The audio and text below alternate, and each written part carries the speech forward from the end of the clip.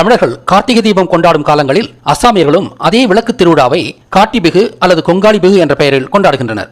ஆனால் கார்த்திகை தீபமும் கொங்காளி பிகுவும் ஒரே பருவத்தில் வெவ்வேறு தினங்களில் கொண்டாடப்படுகின்றன. கொங்காளி பிகு விவசாய ஆண்டோடு பிணைக்கப்பட்டு ஒவ்வொரு ஆண்டும் அக்டோபர் 18ஆம் தேதியே நிகழ்கிறது.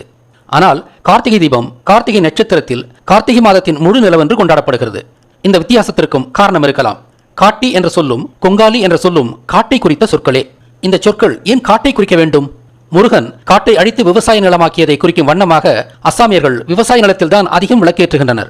அவர்கள் அது பூச்சிகளை கொல்லும் என்று சொல்லிக் கொண்டாலும் அவர்களின் விளக்கு திருவிழாவை குறித்த காட்டி கொங்காளி எனும் சொற்கள் காட்டை குறிப்பதால் முருகன் காட்டை எரித்ததை நினைவு கூறுவதாகவே உள்ளது.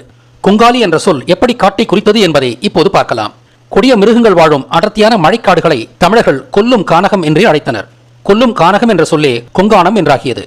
கொல் கானகம், கொன்கானகம், கொங்கானகம், கொங்கானம். மேற்கு தொடர்ச்சி மலை சார்ந்த பகுதிகளில் மழைக்காடுகள் அடர்ந்துள்ளதால் அவை கொங்கானம் என்று அழைக்கப்பட்டன. அந்த பகுதியில் காட்டை அடித்து விவசாயம் செய்த வேளாளர்கள் கொங்கான வேளாளர்கள் என்று அழைக்கப்பட்டு இப்போது கொங்கு வேளாளர் எனப்படுகின்றனர்.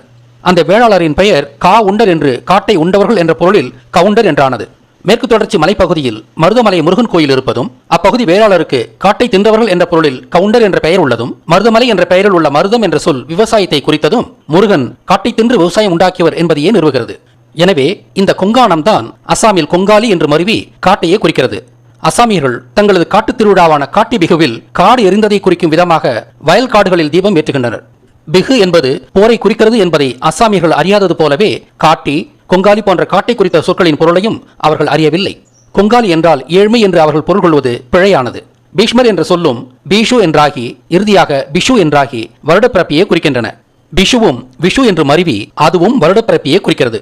சூரியமான விவசாய வருட முறை மகாபாரத போர் முடிந்த தட்சிணாயனத்தின் இறுதியில் தொடங்காவிட்டாலும் அது புது வருடத்திற்கான 4 வாய்ப்புகளில் ஒன்றுதான். ஆனால் உலகில் எந்த புது வருடமும் தட்சிணாயனத்தின் இறுதியில் தொடங்கவில்லை. ஆயினும் தமிழர் அல்லாத மக்களின் வருடப்பிறப்பு நாளை பிஷு, விஷு, பிகு என்று மகாபாரத பீஷ்மரின் பெயரால் அழைப்பது பெரிய ஆச்சரியமே.